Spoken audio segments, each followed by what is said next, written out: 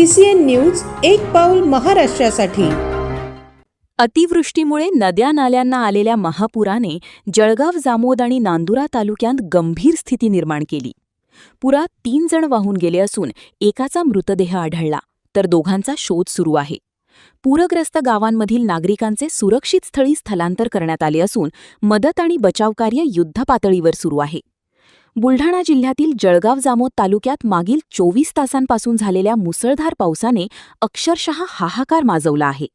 अवघ्या एका रात्री तब्बल 255 मिलीमीटर पावसाची नोंद झाली असून तालुक्यातील सर्व लघु प्रकल्प ओसंडून वाहत आहेत। अनेक नदी नाल्यांना महापूर आल्याने घरांचे, शेतीचे, पशुधनाचे तसेच वीज यंत्रणेचे मोठे नुकसान झाले असून जनजीवन पूर्णपणे विस्कळीत झाले आहे। बुलढाणा जिल्ह्यातील जळगाव जामोद तालुक्यातील सिद्धार्थनगर येथील महादेव जगदेव वाघोदे हे गायरान नदीच्या पुरात वाहून गेले होते। काही अंतरावर त्यांचा मृतदेह आढळल्याची प्राथमिक माहिती तहसीलदार पवन पाटील यांनी दिली। नांदुरा तालुक्यातील इसापूर येथील फुलकराम जानकीराम काळे वय 50 हे ज्ञानगंगा नदीच्या पुरात वाहून गेले। सोबतच सुरेश भाबर 25 रहा इसाई हा बेंबळा नदीत वाहून गेला। मासे पकडण्यासाठी तो गेला होता।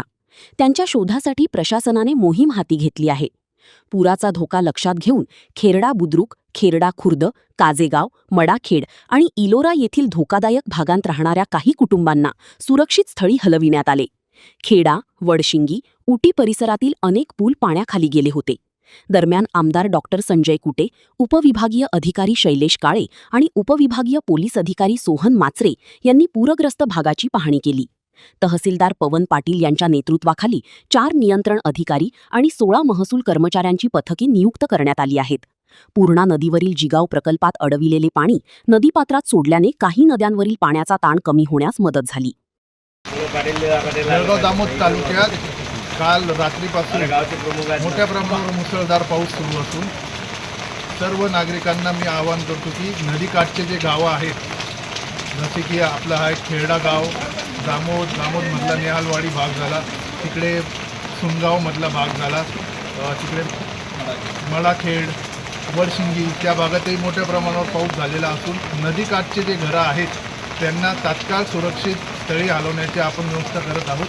आताही आम्ही या खेरडा भागात पाहणी केली असता इथल्याही बऱ्याच घरांमध्ये मोठ्या प्रमाणावर पाणी रात्रीमधून वाहून गेलेलं आहे, तर इथल्या नागरिकांना आम्ही सुरक्षित स्थळी हलवण्याची सध्या व्यवस्था करत आहोत।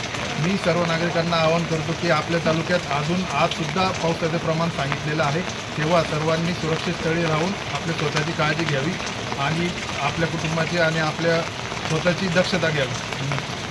1 वाजताच्या सुमारापासून खेरडा बुद्रुक, तालुका जळगाव जामोद, जिल्हा बुलढाणा येथील खेरडा बुद्रुक नदीला खूप मोठा महापूर आला आहे।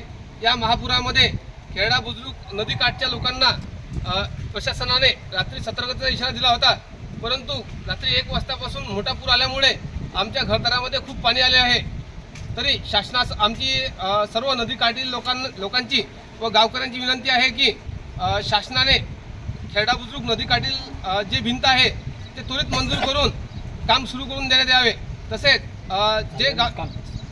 जे गावातील नुकसान झाले आहे, नदीकाठील लोकांचे जे घरांचे नुकसान झाले आहे त्याचे नुकसान भरपाई त्वरित पंचनामे करून नुकसान भरपाई देण्यात यावी ही शासनास विनंती आहे। अन्यथा भिंत मंजूर न झाल्यास आम्ही कडक तीव्र आंदोलन करण्यात वाजता महापूर आलेला आहे खेरडा बुद्रुक इथं आणि सुनील दानू जाधव खेरडा हे रात्री 1:30 वाजतापासून पाऊस चालू झाला आणि जर भरपूर मोठ्या प्रमाणात पूर आला। मागील या वर्षामध्ये 2023मध्ये सुद्धा असाच पूर आला होता आणि जे गावाकडं भिंत बांधली ते तिकडच्या साईडनं बांधली आणि गावाकडून भिंत बांधली नाही, त्याच्यामुळे आम्ही रात्रभर त्याची लेकरं बाकरं घेऊन सुद्धा बाहेर निघालेलो आहोत। आमच्या झालेलं नुकसान भरपाई करून शासनानं त्वरित भरपाई करून द्यावी आणि आमच्या वॉल कंपाऊंड गावाकडून भिंत झाली पाहिजे अशी आमची अपेक्षा आहे।